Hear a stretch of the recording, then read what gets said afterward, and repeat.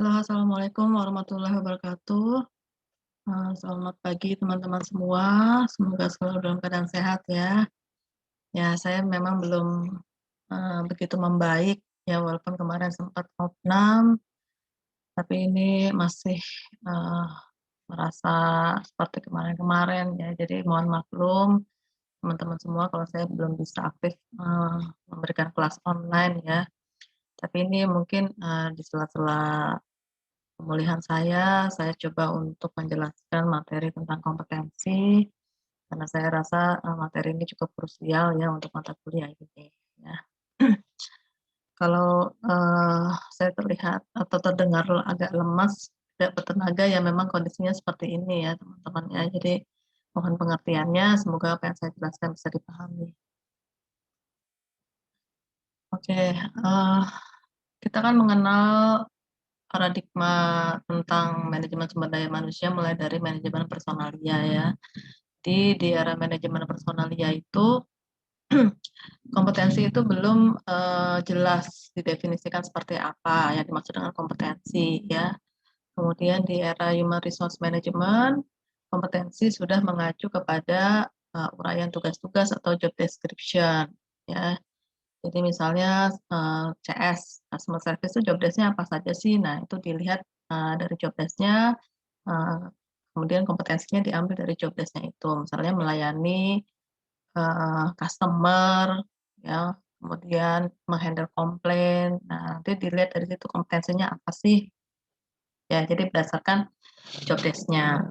Kemudian di era human capital management sudah, sifatnya digital ya, sudah e-kompetensi, human capital management dan mengacu kepada tidak hanya job desk ya, tapi sudah pada visi misi value perusahaan dan juga kebutuhan bisnis. Ya jadi sudah lebih strategik, acuannya atau referensinya untuk menyusun kompetensi. Nah kira-kira apa sih yang dimaksud dengan kompetensi ya? Jadi di sini, ada beberapa definisi ya, salah satunya dari Konferensi Kompetensi di Johannesburg tahun 1995, yaitu seperangkat pengetahuan, keterampilan, dan sikap yang saling terkait mempengaruhi sebagian besar jabatan, ya, yaitu peranan dan tanggung jawabnya, kemudian berkorelasi dengan kinerja pada jabatan tersebut, dan dapat diukur dengan standar-standar yang dapat diterima serta dapat ditingkatkan melalui upaya-upaya pelatihan dan pengembangan. Jadi terdiri dari seperangkat knowledge, skill, kemudian attitude, ya, yang satu sama lain saling mempengaruhi. Kemudian juga kaitannya, besar pengaruhnya terhadap role atau terhadap jabatan, dalam suatu organisasi, ya. Kemudian bisa, berhubungan juga, ada korelasi dengan bagaimana sih kinerjanya yang dihasilkan dari jabatan tersebut berdasarkan kompetensi yang dimiliki. Ya, kemudian ukurannya jelas. Jadi untuk mengukur kompetensi itu sudah ada standar-standarnya. Nah, kemudian kalau kompetensinya dianggap masih kurang optimal, nah ini nanti akan ditingkatkan melalui upaya training and development. Kemudian, ini juga salah satu tokoh yang cukup populer ya tentang kompetensi, yaitu Spencer and Spencer. Jadi ini kalau nggak salah suami istri, ya. Kompetensi diartikan sebagai karakteristik mendasar dari seorang individu yang berkaitan secara kausal dengan kinerja yang efektif dan atau superior dalam suatu pekerjaan atau situasi.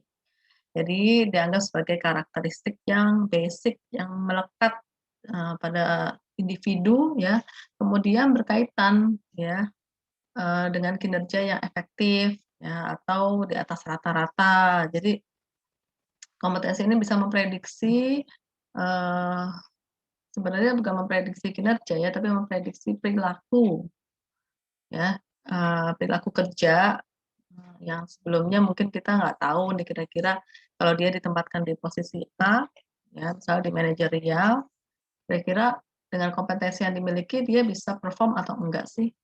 Nah itu nanti ada karakteristik yang mendasari, sehingga dianggap sebagai orang yang kompeten.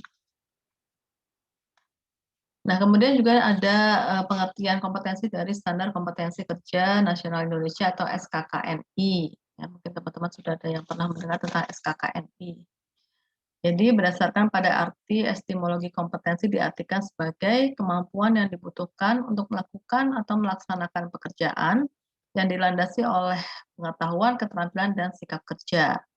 Sehingga dapat dirumuskan bahwa kompetensi diartikan sebagai kemampuan seseorang yang dapat terobservasi atau dapat diamati, mencakup atas tadi knowledge, skill, dan attitude-nya dalam menyelesaikan suatu pekerjaan atau tugas sesuai dengan standar performa yang ditetapkan.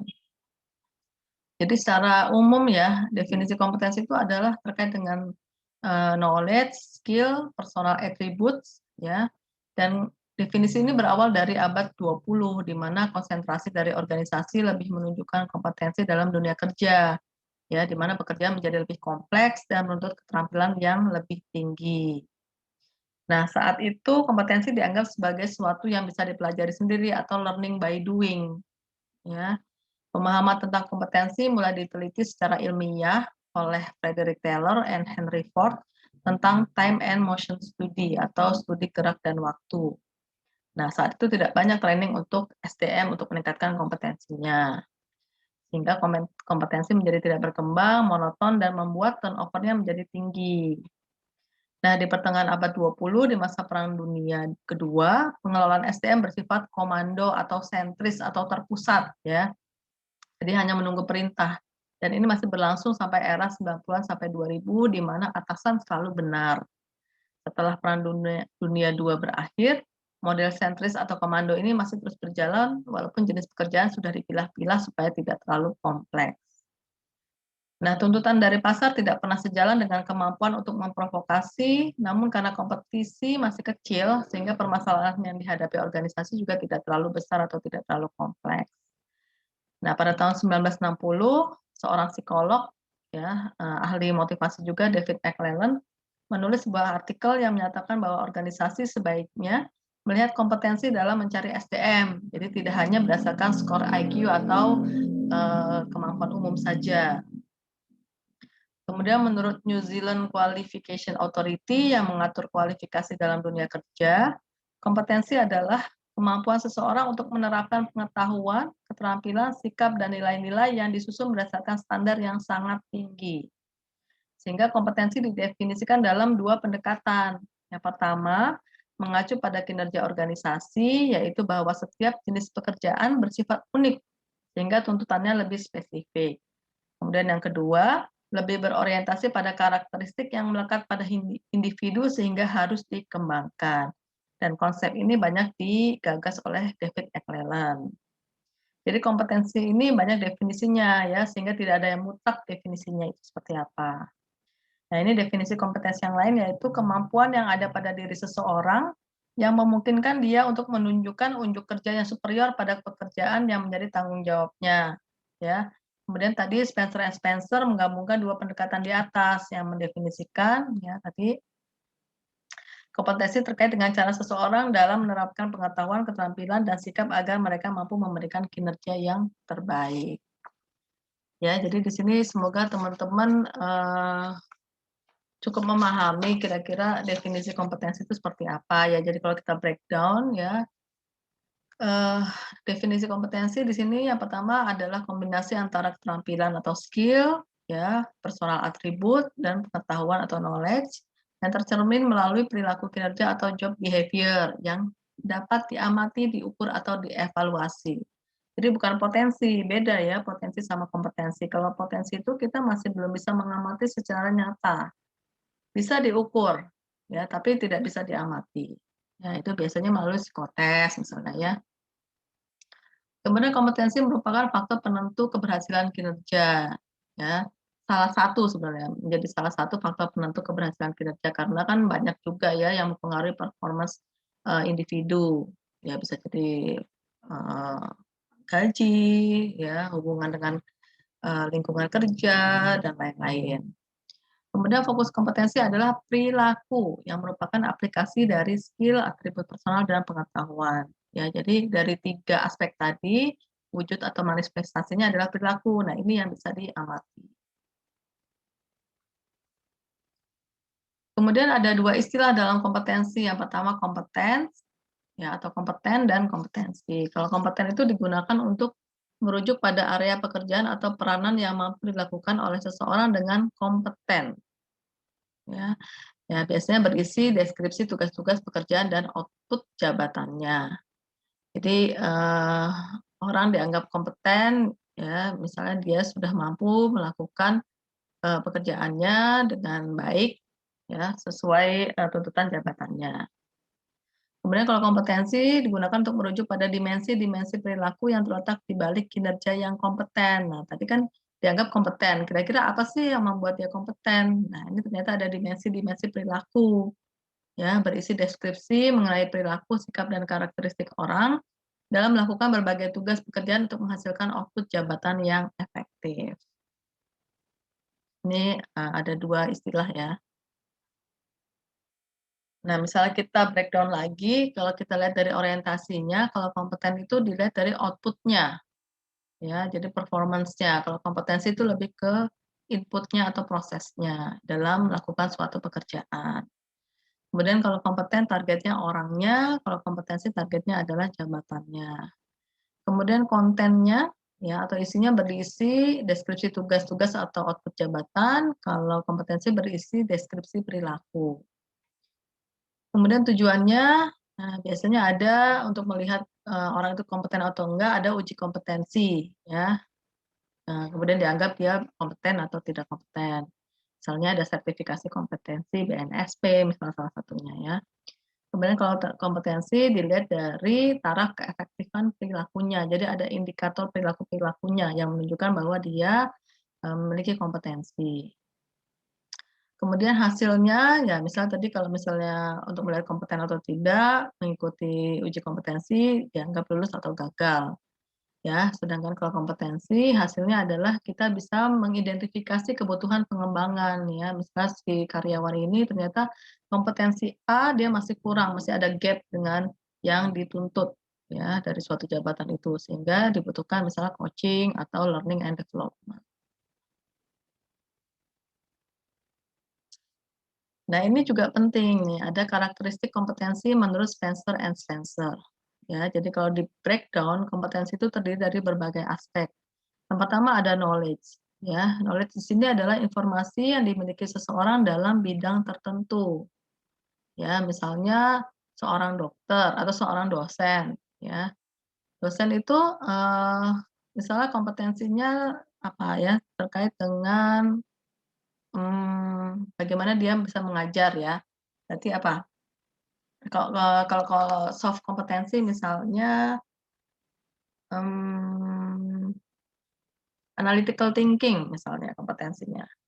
Nah, analytical thinking thinking itu nanti di-breakdown ya, knowledge-nya, pengetahuannya apa terkait berpikir analitis, ya, bagaimana seorang dosen itu bisa, eee, melakukan pemikiran-pemikiran yang sifatnya analytical, ya, kira-kira pengetahuan yang dibutuhkan itu seperti apa.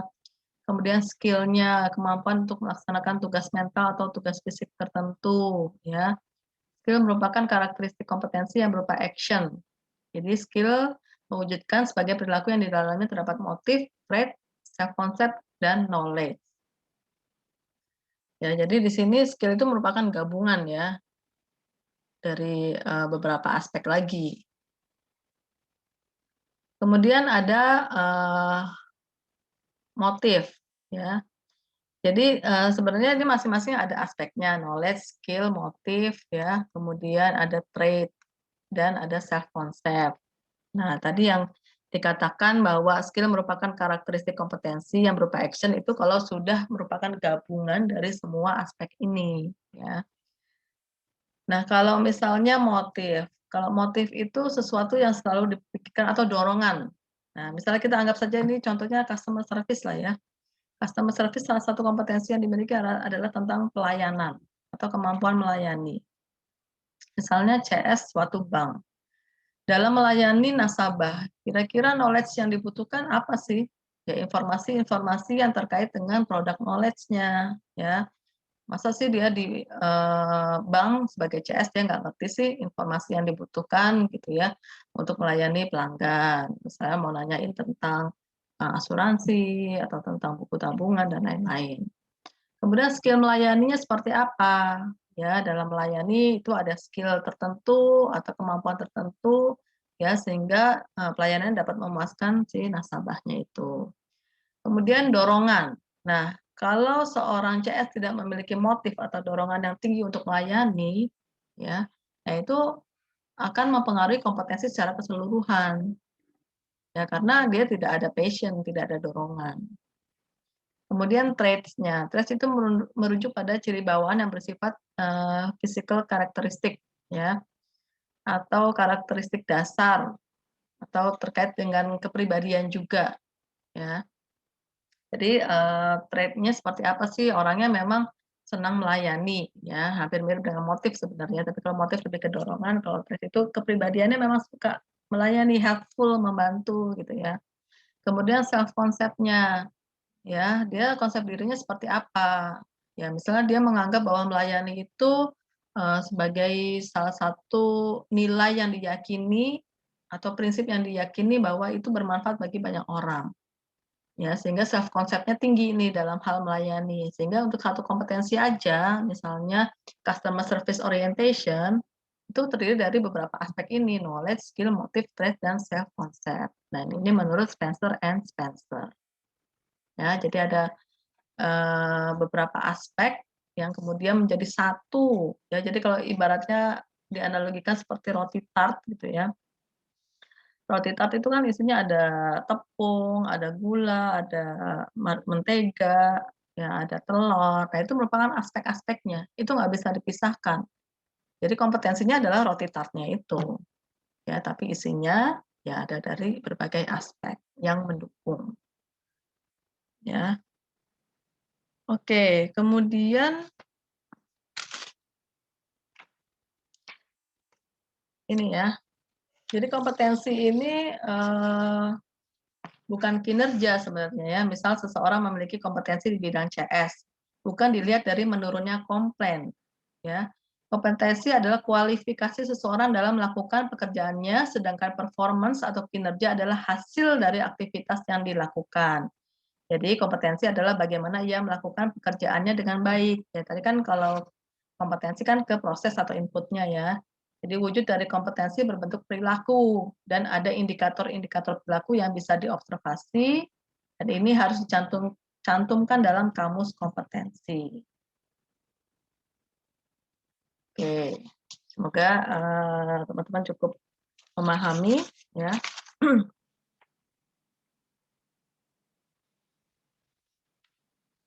Nah, ini ilustrasi definisi kompetensi menurut Spencer and Spencer. Jadi ada intent itu lebih kepada dorongan ya, niat, dorongan, motif ya. Jadi isinya salah satunya adalah karakteristik personal, kemudian ada action yang wujudnya adalah perilaku, kemudian ada hasilnya atau outcome-nya ya yang ditunjukkan oleh kinerja. Nah, jadi di sini personal karakteristik itu aspek-aspeknya adalah motif, trait, self concept, dan knowledge. Sedangkan behavior lebih ke skill tadi, ya. Nah, kemudian mereka, terwujud ya, bisa diamati secara outcome dalam bentuk kinerja. Ya, jadi ilustrasinya kurang lebih seperti ini ya, teman-teman. Jadi, kalau misalnya kita mau melihat, seperti gunung es itu, nah yang di bawah itu adalah motif, trait, self concept, dan motif, trait, dan self concept. Sedangkan kalau knowledge dan skill itu dia lebih bisa diamati ya, dia berada di atasnya dan lebih bisa dikembangkan, ya lebih mudah untuk dikembangkan. Jadi di sini, ada skill, kemudian sikap, ada knowledge ya, kemudian ada perilaku yang bisa diamati itu adalah kompetensi yang kemudian, terwujud dalam bentuk kinerja atau performansi kerja. Nah, kira-kira apa bedanya kompetensi dan job description? Kalau job description di sini melihat pada aspek apa, what-nya, sementara model kompetensi berfokus pada aspek bagaimana atau how-nya. Analisa job description melihat pada elemen-elemen pekerjaan dan kemudian mendefinisikan suatu pekerjaan pada serangkaian tugas dan aktivitas yang dibutuhkan agar pekerjaan tersebut dapat terlaksana dengan baik. Sedangkan analisa kompetensi berfokus pada the people who do the job well. Jadi orangnya bagaimana mengerjakan pekerjaan dengan baik dan kemudian mendefinisikan pekerjaan pada karakteristik and behavior of these people. Ya, jadi lebih kepada how-nya ya tadi ya. Kalau job description kan apa aja sih tugas-tugasnya gitu ya. Tapi kalau ini bagaimana sih, bagaimana cara melakukan tugas itu dengan, baik, dengan optimal, perilaku-perilaku yang dibutuhkan itu seperti apa sih? Ya misalnya sekali lagi kalau misalnya tadi CS gitu ya, uraian tugasnya itu apa saja ya, kemudian bagaimana dia bisa, eee, melakukan pekerjaan tersebut dengan baik. Nah itu dibutuhkan kompetensi. Nah, ini model kompetensi yang terintegrasi ya. Jadi, model kompetensi itu terdiri dari beberapa kompetensi-kompetensi atau dikenal juga dengan namanya kamus kompetensi. Nah, setiap perusahaan sebaiknya memang memiliki model kompetensi atau kamus kompetensi masing-masing, karena itu menjadi acuan bagaimana seorang karyawan ya atau jabatan tertentu, apa sih yang harus dimiliki kompetensinya, sehingga dapat melakukan pekerjaannya dengan baik. Model kompetensi sangat diperlukan dan menjadi penting karena berhubungan dengan role function lain yang saling terintegrasi, ya. Jadi ini model kompetensi itu dapat bisa menjadi rujukan atau acuan untuk membuat succession planning, membuat program training, development, manajemen karir, performance management, seleksi, rekrutmen, kompensasi dan benefit atau kompensasi and reward. Ya, jadi ini model kompetensi itu ya hampir mirip dengan analisis jabatan ya. Jadi sangat, krusial perannya dalam suatu program MSDM. Contohnya satu aja ya, misalnya kita kaitkan dengan sistem training and development. Dari hasil awalnya misalnya dari hasil penilaian kinerja, kan di situ harus ada juga pengukuran tentang kompetensi. Entah itu hard kompetensinya atau soft kompetensinya. Ternyata misal kompetensi A, ternyata dia masih ada gap gitu ya, harusnya nilainya 4 dia cuma 3, berarti kan masih ada selisih satu tuh yang harus dicapai. Nah itu berarti harus, dilakukan apa? Dilakukan program training and development. Nah itu salah satu, link-nya ya atau salah satu kaitannya. Oke, kemudian kita bicara tentang jenis-jenis kompetensi.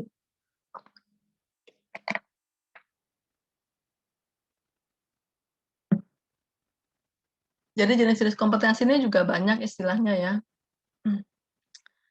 Misalnya nih salah satunya adalah hard kompetensi. Hard kompetensi disebut juga dengan kompetensi teknikal yang merupakan seluruh pengetahuan dan keterampilan yang dimiliki seseorang.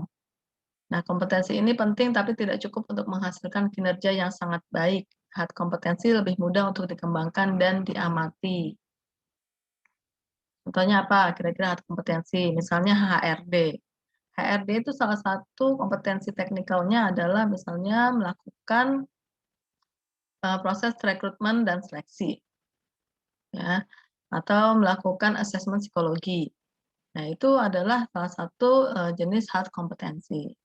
Kalau misalnya driver, nah dia bisa mengemudikan mobil atau kendaraan gitu ya dengan baik. Nah, itu juga salah satu bentuk dari hard kompetensi.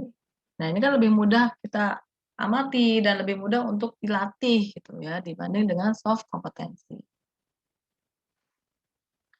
Kalau soft kompetensi, biasanya disebut dengan kompetensi perilaku, yaitu peran sosial, citra diri, sifat, dan motif yang mendasar pada diri seseorang. Karakteristik ini penting untuk mencapai keberhasilan, dan soft kompetensi lebih sulit untuk dikembangkan dan diamati, sehingga disebut juga sebagai kompetensi non-teknikal. Misalnya kalau HRD, kira-kira salah satu jenis soft kompetensinya apa sih? Ya misalnya teamwork atau kerjasama gitu ya, kemudian apalagi critical thinking, analytical thinking, kemudian, agility misalnya. Nah, itu jenis-jenis soft kompetensi. Itu kan agak sulit untuk diamati ya, kemudian juga lebih sulit untuk dilatih dibandingkan dengan technical kompetensi atau hard kompetensi. Nah, ini juga ada lagi jenis-jenis kompetensi menurut Loma. Ada namanya core kompetensi dan ada namanya job specific kompetensi. Nah, kalau kompetensi inti atau core kompetensi adalah aspek yang harus dimiliki atau kompetensi yang harus dimiliki oleh seluruh karyawan dalam organisasi agar organisasi tersebut memiliki keuntungan yang kompetitif. Tanpa kompetensi ini, karyawan tidak akan dapat bekerja secara efektif dan organisasi tidak akan sukses. Jadi ini sangat penting, makanya disebut dengan inti. Dan ini harus dimiliki oleh seluruh level anggota organisasi dari mulai yang paling bawah OB sampai direktur, itu core kompetensinya sama, yang membedakan hanya levelnya atau tingkatannya saja. Misalnya aspek atau kompetensi teamwork, kerjasama atau integritas. Nah, itu merupakan salah satu core kompetensi dari suatu organisasi A misalnya. Integritas. Nah, dari level OB yang paling bawah sampai direktur harus memiliki core kompetensi ini. Ya, nanti kalau diukur misalnya, ya kalau OB misalnya hanya 2 yang dibutuhkan levelnya misalnya tingkatannya, kalau direksi misalnya 4 atau 5. Gitu ya. Jadi sama ya, kompetensi inti itu kompetensi yang dimiliki oleh semua anggota organisasi. Kemudian yang kedua, job specific kompetensi ya. Jadi ini aspek-aspek unik yang perlu dimiliki karyawan untuk menghasilkan performa seri superior pada suatu jabatan atau kelompok jabatan. Jadi ini dikaitkan dengan jabatannya. Kira-kira untuk melakukan pekerjaan A, butuh kompetensi spesifik seperti apa sih? Ya tadi kalau HRD, kira-kira HRD itu kompetensi spesifiknya apa, ya misalnya kalau hard kompetensinya apa, kemudian, soft kompetensinya apa. Nah tadi menurut Loma, sekarang menurut Spencer and Spencer. Ada threshold competencies, ya, di sini adalah karakteristik utama, ya biasanya berupa pengetahuan atau keahlian dasar yang harus dimiliki oleh seseorang agar dapat melaksanakan pekerjaannya, tapi tidak untuk membedakan seorang yang berkinerja tinggi dan rata-rata. Kompetensi ini merupakan karakteristik esensial minimal.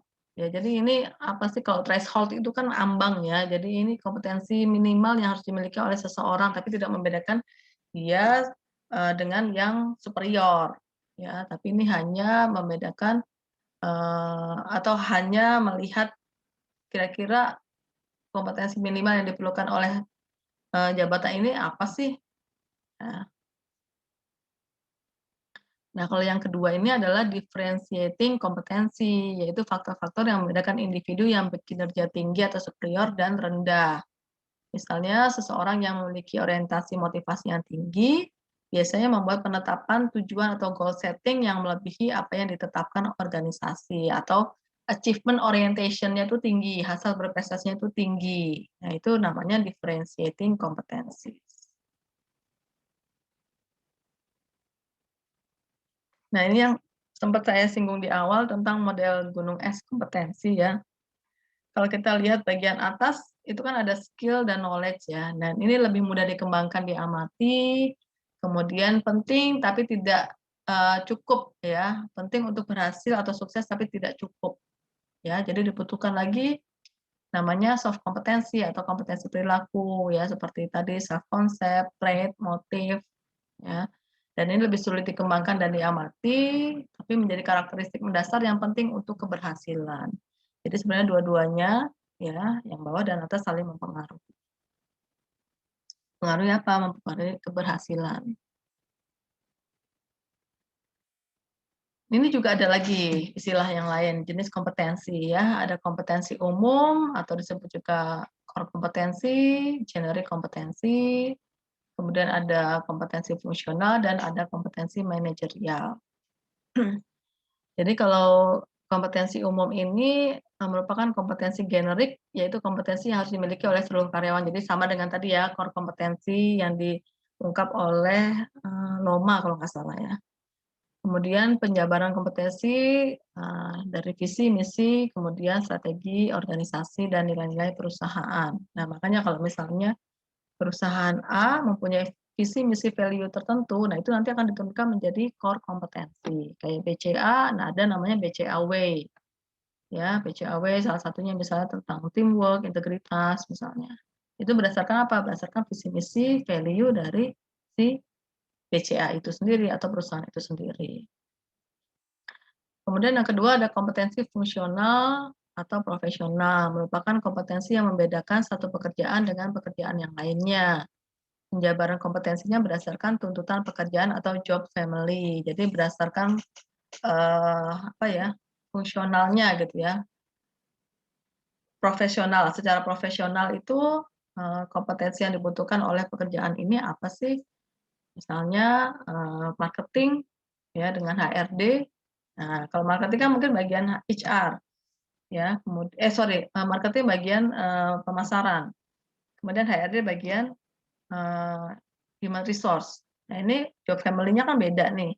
Nah, ini berdasarkan masing-masing job family. Kemudian ada kompetensi manajerial atau struktural. Nah, ini berdasarkan struktur. Ya, misalnya seorang manajer kira-kira kompetensi yang dibutuhkan apa sih? Ya, jadi penjabaran kompetensinya berdasarkan fungsi struktural dalam organisasi. Nah, dari tadi kita ngomongin tentang model kompetensi. Nah, sebenarnya model kompetensi itu apa? Jadi model kompetensi adalah rumusan yang digambarkan secara spesifik sebagai kombinasi antara pengetahuan, keterampilan, dan perilaku agar seseorang dapat menunjukkan kinerja yang superior. Jadi model kompetensi itu sama dengan kamus kompetensi ya. Jadi nanti isinya adalah kompetensi apa saja yang dibutuhkan dalam suatu organisasi ya, kemudian indikator perilakunya seperti apa. Pendekatan model kompetensi yang pertama dengan pendekatan nilai atau value driven atau kompetensi generik. Nah, ini tadi sama dengan core kompetensi, kemudian yang kedua job driven ya, sama dengan kompetensi fungsional. Jadi berdasarkan tuntutan pekerjaannya yang membedakan satu pekerjaan dengan pekerjaan lainnya. Nah, kira-kira bagaimana memformulasikan kompetensi ya. Jadi kompetensi itu ada judulnya ya, kompetensi heading namanya. Jadi judul ini bisa meng-highlight ya message atau pesan yang penting dari kebutuhan organisasi ya, misalnya seperti leadership, teamwork ya, kemudian menjadi acuan dari suatu organisasi ya, kemudian nanti setelah judul ada definisinya. Nah, definisinya ini harus berupa atau menunjukkan perilaku yang bisa teramati, bahasanya simpel atau mudah, kemudian disertai contoh yang konkret misalnya, ya, bagaimana kita bisa melihatnya, bagaimana bagaimana kita bisa mendengarnya misalnya. Ya, jadi kompetensi yang paling penting untuk manajer berdasarkan research ya, jadi manajerial kompetensi ya. Sebenarnya kompetensi itu terkait dengan level manajerial sebenarnya ya.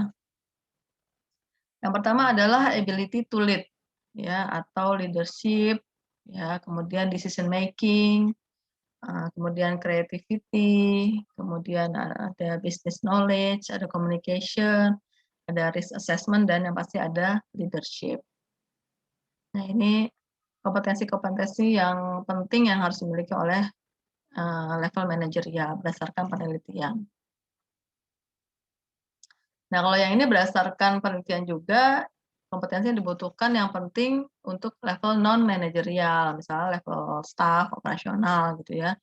Ada kerjasama atau teamwork, technical knowledge, flexibility, ada learning ability, creativity, dan communication. Nah, ini yang bisa kita bedakan ya, untuk membedakan tugas dengan kompetensi heading atau judul kompetensi. Kalau tugas, nah di sini misalnya contohnya adalah ini mohon maklum pakai bahasa Inggris ya, karena saya ambil dari slide CPHCM. Task ini misalnya answering customer queries. Jadi menjawab apa ya, customer yang sudah mengantri gitu ya, atau menjawab komplain customer gitu aja lah ya. Nah, action-nya apa? Yang pertama adalah bertanya gitu ya, mengklarifikasi kebutuhan klien itu atau customer itu apa, mengidentifikasi solusi, kemudian memberikan respon yang jelas dan memuaskan ya. Nah, kalau kompetensi heading ini beda dengan task ya, dengan tugas. Nah, kompetensi heading contohnya seperti ini: listening, problem solving, communication ya. Jadi di sini kelihatan ya, kalau task itu kan operasional banget gitu ya, eee apa ya, perilakunya gitu ya. Kalau kompetensi heading ini tidak terlalu operasional ya, dikemas dengan bahasa yang lebih apa ya, bukan lebih kompleks ya, iya sebenarnya lebih kompleks, tapi tidak terlalu operasional ya, karena nanti terdiri dari indikator perilaku. Nah, ini coba kita bedakan, mana sih yang masuk task, yang mana yang masuk kompetensi. Misal nomor satu answer the telephone, ini jelas-jelas task ya, atau tugas. Self confidence, kira-kira tugas atau kompetensi, ya, kompetensi. Compensation principles, nah ini juga kompetensi technical. Serve the tea, ini tugas. Honesty, ini kompetensi. Budgeting, kompetensi. Excel spreadsheet, ini juga kompetensi. Typing a letter, nah ini tugas. Trustworthiness, kompetensi. Making a report, itu tugas. Interview teknik, kompetensi. Training need analysis, itu kompetensi. Ya, jadi bisa kelihatan lah bagaimana membedakan tugas dengan kompetensi. Kalau tugas itu lebih ke operasional ya, menjawab telepon, menyajikan teh atau minuman, mengetik surat gitu ya, lebih ke kata-kata aktif gitu ya. Nah, ini contoh yang buruk. Kompetensi heading-nya adalah communication. Kompetensi definition-nya adalah specific interaction behavior of individual in a work situation to share and receive information. Kompetensi indikatorsnya, write letters and write messages after answering the phone. Produce weekly reports to explain what has happened during the week. Writes monthly reports and on team production. Nah, this is not a description of behavior, but a series of different tasks involving communication. Jadi intinya adalah di sini indikatornya bukan behavior atau perilaku yang dideskripsikan atau diuraikan indikatornya, ya, tapi hanya serangkaian tugas-tugas yang berbeda yang melibatkan aspek komunikasi. Ya, ini contoh yang buruk nih tentang kompetensi.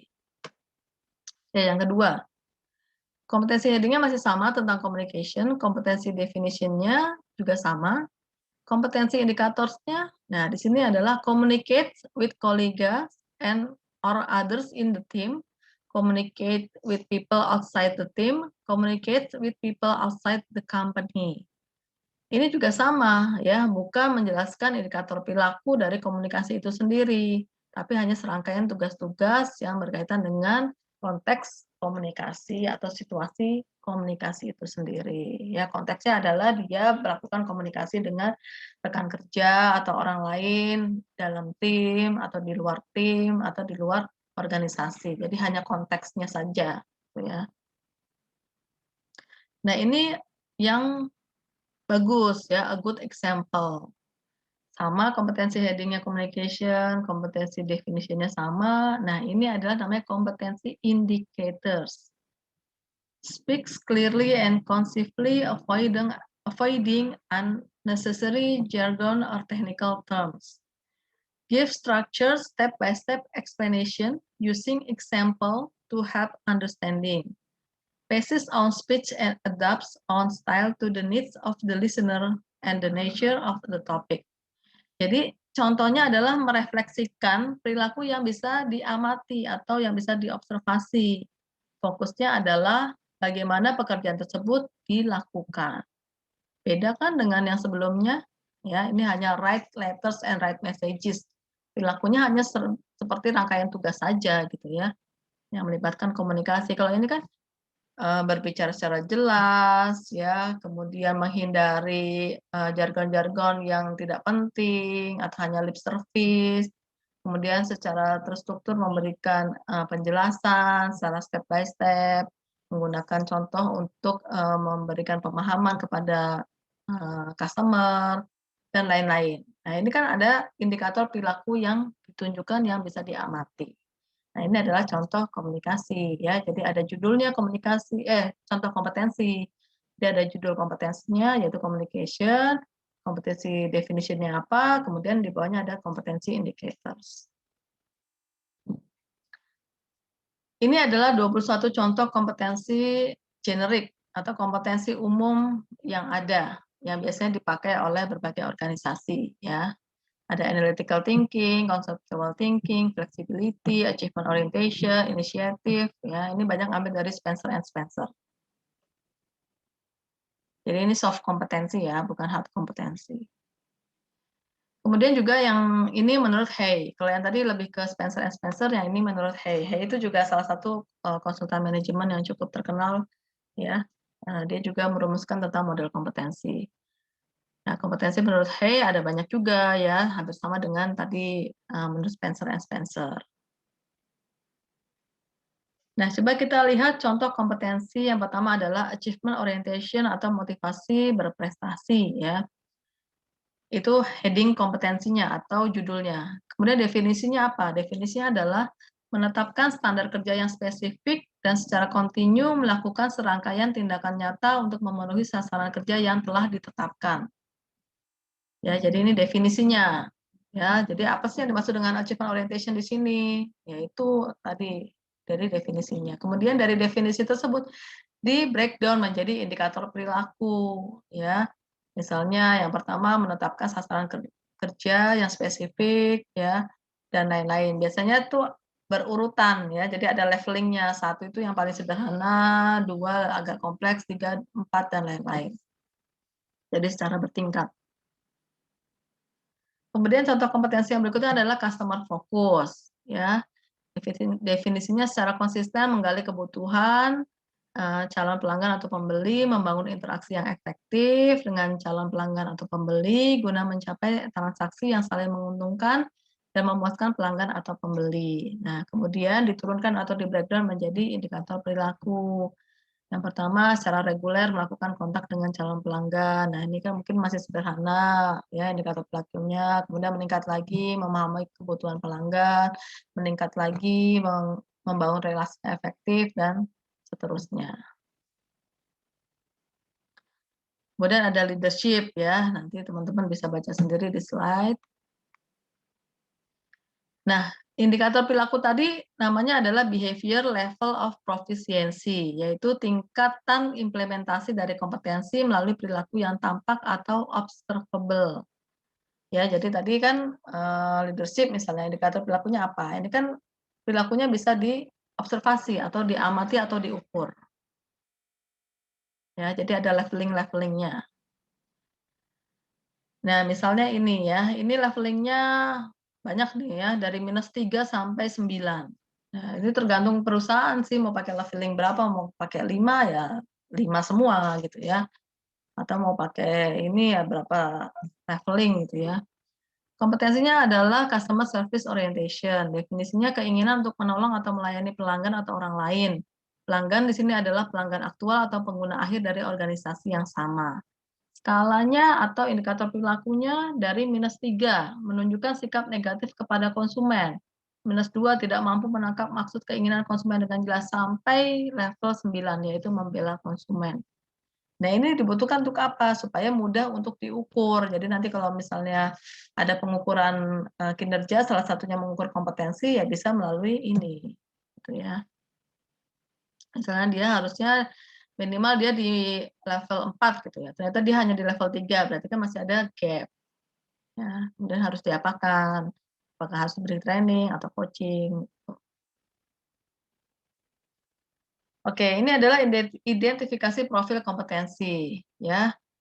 Jadi untuk, membuat kompetensi kita harus melakukan job analysis dulu, ya.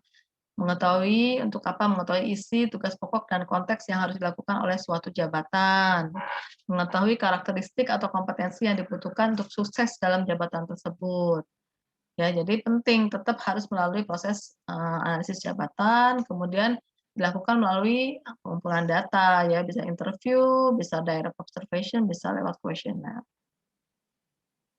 atau FGD juga.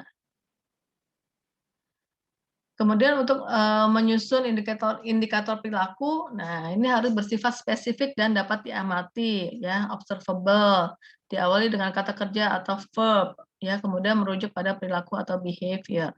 Nah, kemarin kan tugasnya saya minta teman-teman untuk membuat indikator perilaku untuk, 3 kompetensi ya. Saya belum cek semua sih, tapi, sepertinya sudah, banyak yang benar itu ya, banyak yang sudah cukup paham bagaimana membuat indikator perilaku suatu kompetensi. Kemudian juga harus persistence ya, jadi, penuh dedikasi untuk memiliki kekuatan internal untuk menyelesaikan tugas. Nah, oh sorry, ini misalnya ya,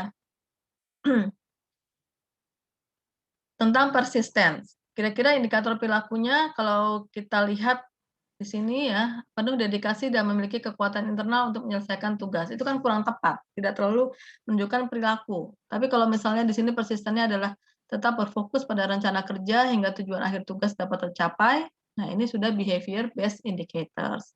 Jadi teman-teman ya nanti suatu saat kalau misalnya kerja disuruh bikin kamus kompetensi, kemudian disuruh bikin leveling perilakunya, ya indikator perilakunya harus paham ya, bagaimana yang menunjukkan perilaku yang bisa diamati. Kompetensi di sini misalnya fokus pada hasil atau fokus on result. Kita lihat yang pertama unclear indicators. Jadi ini indikatornya nggak jelas. Memiliki kualitas sebagai self starter. Nah, self starter itu seperti apa? Kan nggak jelas. Berkeinginan dan bermotivasi kuat untuk berhasil dalam menyelesaikan tugas. Nah, ini hanya intention, hanya dorongan, motif ya, belum ada perilakunya atau indikatornya. Bersikap positif dan senang terhadap tantangan tugas. Ini juga hanya bersifat apa ya, potensi gitu ya, atau sikap saja tapi belum ke indikator perilakunya. Sedangkan yang behavior based indicators adalah misalnya mempertahankan fokus hingga tugas diselesaikan. Ya, jadi ini ada indikator perilaku fokus on result itu seperti apa sih? Ya, yang pertama misalnya mempertahankan fokus hingga tugas diselesaikan, mendiskusikan proses penyelesaian tugas, mengajukan pertanyaan untuk mencari alternatif penyelesaian tugas, memberi perhatian pada kualitas kerja yang tidak sesuai harapan. Nah, di sini jelaskan teman-teman bisa melihat ya, yang unclear indicators dengan yang behavior based indicators. Karakteristik implementasi kompetensi yang berhasil yaitu yang bisa alignment ya, align.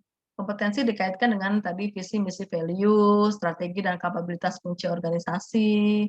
Ya, apalagi kalau misalnya kita mau ngomongin core kompetensi. Misalnya perusahaan yang sifatnya kayak Astra ya. Astra itu kan memiliki value namanya catur dharma. Nah, catur dharma itu nanti bisa diturunkan menjadi core kompetensi. Ya, catur dharma itu misalnya salah satunya tentang integritas. Nah, nanti kira-kira integritas itu, diturunkan menjadi core kompetensi, ya. Kemudian indikator perilakunya seperti apa. Kemudian terintegrasi, kompetensi diterapkan dalam semua fungsi SDM secara komprehensif dan sistematis. Ya, makanya dibuatlah kamus kompetensi sehingga semua karyawan bisa tahu, ya, kompetensi yang dibutuhkan untuk jabatannya itu seperti apa.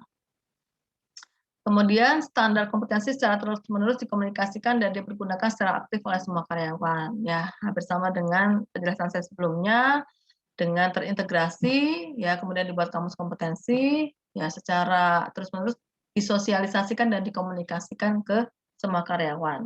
Ya, sehingga mereka mengetahui, saya kayaknya kompetensinya yang masih belum optimal yang mana sih? Nah, kan dilihat nanti dari indikator perilakunya seperti apa. Kemudian kompetensi yang berhasil adalah yang simpel dan mudah dipahami oleh setiap karyawan tanpa selalu dibantu oleh tim HRD. Jadi melihat kamus kompetensi itu karyawan sudah paham sendiri tanpa harus dibantu terus oleh tim HRD untuk menjelaskan. Ya. Kemudian akhirnya implementasi kompetensi akan berhasil jika ia dapat menjadi bagian dari kultur baru perusahaan atau menjadi bagian dari budaya organisasi. Nah, bagaimana mengukur kompetensi? Nah, ini misalnya sampel measurement scale ya tentang kompetensi komunikasi. Di sini definisi komunikasi sudah ada dijelaskan ya, communicate well both verbally and in writing. Jadi berkomunikasi baik secara verbal maupun secara tertulis ya, bla bla bla, bagaimana berbagi informasi dengan yang lain, mendengarkan secara carefully dan memahami, ya, kemudian menyajikan ide-ide yang jelas, ya. Nah, ini definisinya, kemudian diturunkan menjadi indikator perilaku, ya. Nomor satu itu indikator perilaku yang paling sederhana yang harus dimiliki oleh semua karyawan, ya. Kemudian di level kedua, ini harus dimiliki oleh seorang profesional.